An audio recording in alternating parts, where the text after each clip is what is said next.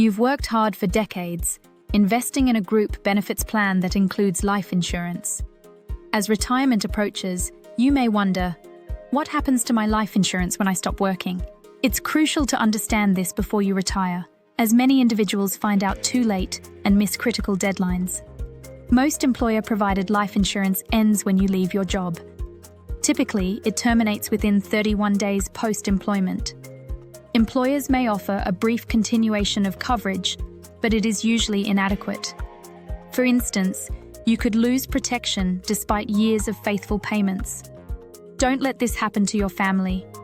Some employers may provide reduced coverage for retirees. This might be a small benefit, like $10,000 to $25,000, or a temporary continuation, lasting 12 to 18 months. Nevertheless, it's essential to verify the specifics with your HR department before retirement to understand the coverage you may retain. Next, let's discuss the conversion window, a critical deadline many retirees overlook. Upon losing group coverage, you can convert your policy to an individual whole life policy without a medical exam. However, this must be done within a short time frame, usually 31 days. Missing this deadline means losing your chance for guaranteed coverage. Converted policies can have significantly higher premiums, but they may be the only viable option for those with health conditions. It's wise to evaluate your choices before the conversion window closes.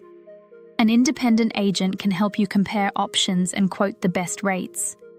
Now, do you still need life insurance in retirement? The answer varies by personal circumstances. If your spouse relies on your income, life insurance can replace lost support. It's also relevant if you carry significant debt, want to leave a legacy, or need coverage for dependents with special needs.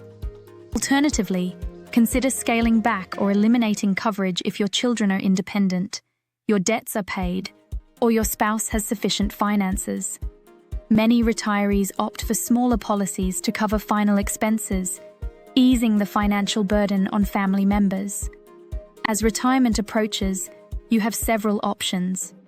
You can convert your group policy, apply for a new individual term policy, or purchase a permanent whole life policy.